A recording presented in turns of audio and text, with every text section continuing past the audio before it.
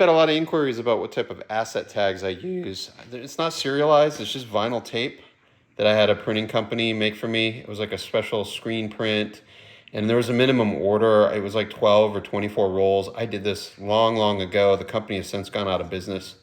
I keep these in a Ziploc bag. I think I still have like 6 or 7 rolls, but it's still holding up. It's starting to fail, but the adhesive's been really good on this stuff, and all it is PVC tape, and I'm generous with it depending on the item. Just roll it out and stick, and then because it's vinyl, you can't tear it off. You gotta have a set of scissors.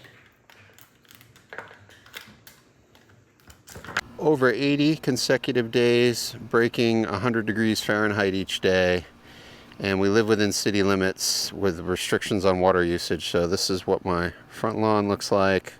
The neighbors' yards are similar state. I would love to xeriscape here like I did in my house in California. We had no grass to cut there. It was wonderful. Native plants, some gravel, and artificial turf.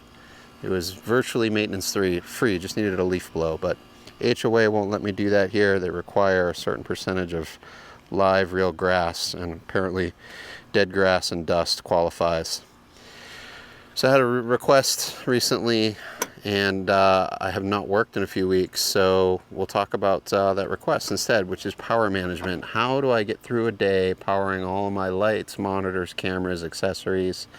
And when it's local work, that's the easiest. I have enough batteries to get through a full day, 3 cameras, lights. Now, if I'm running a bunch of lights like corporate interviews or 3-camera lit interview like a magazine show or corporate doc, I don't necessarily have enough batteries to go all 10 plus hours, but in those cases I've got mains power on site, and I carry in the van 2 4-bank chargers. So I have a total of 8 slots, and these are higher speed chargers. I have some of the shelf top 4 across, or top mount versus side mount. They charge slower than these. I've got those here at the house for charging so that my high speeds can just live in the van. And I'll talk about travel, airline travel, and coming up next, but just top level, I've got 14 HyperCore mini batteries, and then I've got a bunch of older ones I'm slowly cycling out. I've been taking these to the local Home Depot. They have a battery drop for recycling when they go bad. And then I just realized Core has a promotion where you can send in old batteries to get a discount on new batteries. So I think I will send in these 4 black ones and buy 4 more minis, ultimately with the goal to get rid of all of these. I have a few more of these dead ones, I think 2 sitting in the house that I realized were bad on my last live shot. Moving on to van power. I have a house battery bank in the van to power this set power refrigerator I purchased off of Amazon. It's got an eco mode where the compressor runs at a slower speed to conserve energy consumption when on batteries. This works great, except here in Texas in the summertime, I cannot go a full workday in 100 plus degrees on the battery bank. I have to run the engine. This thing just basically runs nonstop in eco mode, trying to keep up. Now at night, Texas summers, I'm fine, but during the day, I gotta be either idling the engine for some of the day, or I have to disconnect this or put it on mains power. I'm primarily using this thing when I'm out doing live news, so the engine's idling anyway, so it hasn't really been an issue. And then road trips, I've been in cooler climates, so it works just fine off the house bank. I also have the ceiling fan, exhaust fan, that'll run for, I did the math at one point, I think it was like over 20 days on my battery bank before I need to charge. So that's a non-issue. Here in my countertop, I've got a few accessory ports, the old school cigarette lighter style 12 volt port, and then I've got a couple of 2 amp USBs on off switch. And then my batteries for the last 3 years have been these golf cart batteries. These are 6 volt. It's either group 24 or group 26. I forget. Here, I'll shoot the tag for you. So these are wired, I believe, in series. Whatever, series or parallel to increase the voltage. So 6 volt plus 6 volt. So I get 12 volts output. I've got things open up right now because I'm adding an item to the rig, but got this terminal block for all of my accessories, and then this other item that's hanging out right now. It's got a mount there, but I removed it because I'm working.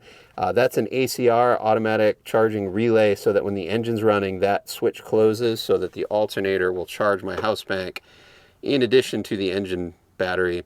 And then when the engine's off, it isolates the house from the engine battery, because I don't want to risk my refrigerator depleting the engine start battery and leaving me stranded. Behind the passenger seat, I've got a diesel heater, which has its own dedicated fuel tank. That vents into the cargo area, so in the wintertime, I can set up my bunk and sleep back there. That also runs off the house bank. On my to-do list, it's been over a month now, is to install this 10 amp battery charger permanently in the van. I think I'm going to put it behind the driver's seat underneath my inverter. Purpose of this is so that when I'm home, I can plug into mains power to keep my house bank topped off. It also would allow me to leave battery chargers in the van when the climate is compatible. So right now I'm ferrying chargers into the house each night to top them off. And my previous van in California had a shore power connection, and I parked that van in a garage. So each time I got back to the house, I would just plug mains power into the van, and that would top off and maintain all of my batteries until my next shoot. So I'm thinking of doing something similar with this rig. I just got to be careful here because I don't want lithium chargers powered up when it's over 100 degrees. And like I said, behind the driver's seat, I've got this 1000-watt inverter. It's a little undersized. If I were to do this again, I'd put in a 1500-watt inverter. I went a little on the small side here because I was basing the AC wattage off of what my 2 golf cart batteries could handle. But 1000 watts is just barely enough amps to charge 2 quad chargers with completely depleted bricks. I'm like right up at the limit of what this thing can handle. I'm shocked that's actually 1000 watts, but apparently it is. And then I've got a 150 amp circuit breaker underneath that inverter. Now on my to-do list is to install a second ACR switch between this inverter and the house bank, because I've made the mistake a couple of times driving home. I'm charging 8 gold mounts. I'll stop to have a sit-down meal at a restaurant and I forget to turn the inverter off. And when I get back in the van, the inverter's either powered down from under voltage, or I'm close to completely depleting the house bank. And because they're lead acid, you basically don't want to ever discharge them below 50%. I've made that mistake a couple of times, shortening the lifespan of those batteries. So going forward, I need to put an ACR in so that when I turn the engine off, that will cause this inverter power source to get cut. For airline travel, I have a couple of options. First up is this little 300-watt inverter. This is good for charging my MacBook. I cannot run a quad charger with 4 batteries off of this. It's too much load. But I can charge 2 batteries if they're like 70% full or more. And if they're totally depleted, I can only charge 1 battery at a time. I have a HyperCore dual travel charger that's a lower amperage, and I can run and charge 2 batteries off of 300 watts with that little charger, but it takes over 3 hours to fill up 2 98 watt hour batteries on the travel charger.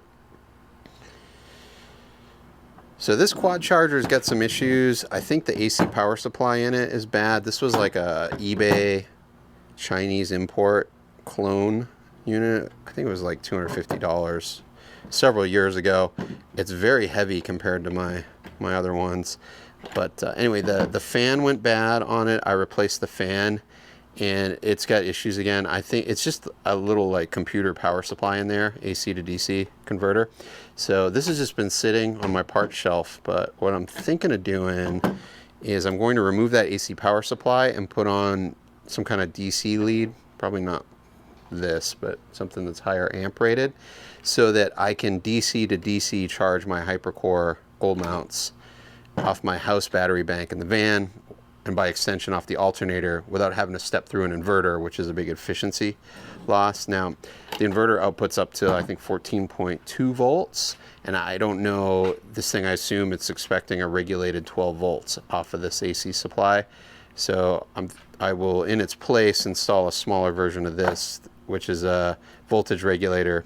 This is actually a 12 to 24 volt converter, but they also sell these 12 volt to 12 volt. So basically it'll take in a range of voltage, I think up to, let's say, 20 volts and down to like 8 volts, but it will only output a constant 12. I've used these in several applications, so I have confidence with it, and I don't need one that has this high of a a wattage rating. So I think the smaller size will slot in right in place of the AC power supply that's in here. Anyway, that's a future to do. Next up is a bigger inverter. It's 1200 watts. Now to be honest, I haven't actually used this for its intended purpose. I bought this for doing TV news travel assignments where I have to do live shots on the road.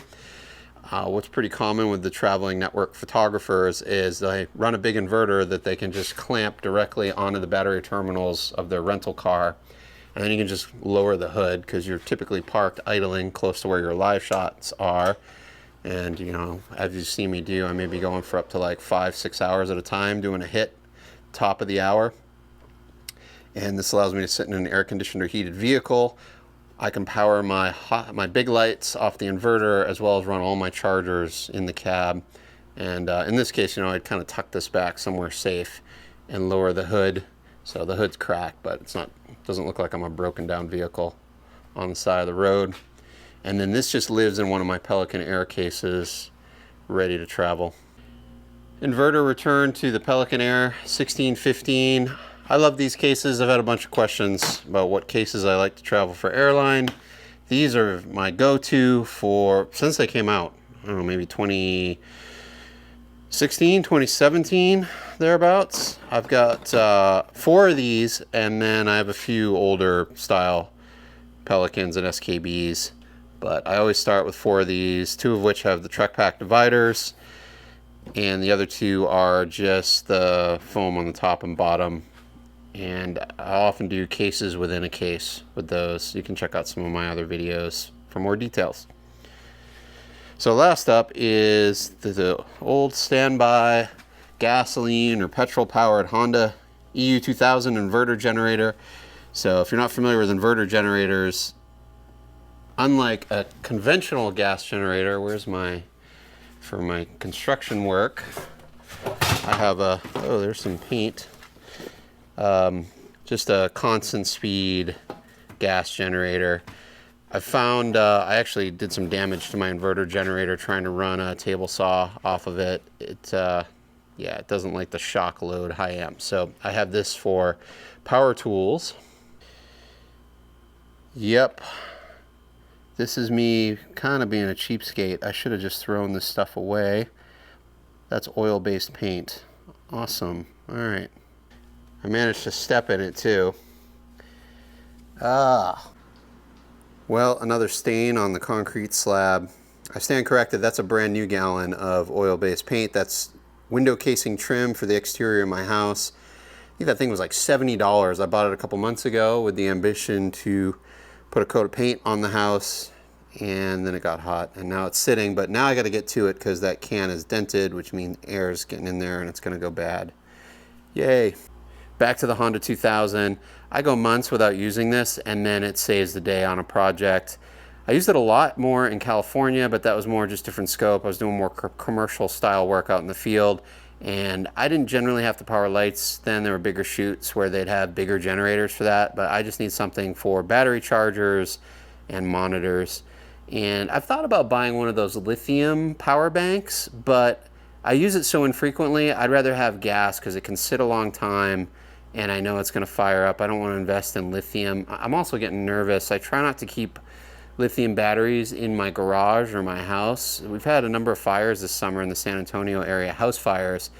Sadly, we actually had a family at my gym. Their house caught on fire, lithium battery fire, burned the house down, and their daughter died in the fire. It's tragic. So I keep all my batteries in the van in the driveway, so at least I got a little bit of a buffer if we go into a thermal catastrophe. And for years I've considered building a little shed away from the house. I wanted to do this back in California. I actually had a better spot for it back there. Just like a metal or cinder block shed that's dedicated to battery chargers with proper ventilation. We'll see. Lots of ideas, just got to find the time and the motivation. Well, let me know what some of your modified fueled power solutions are in the comments below. Thanks for watching.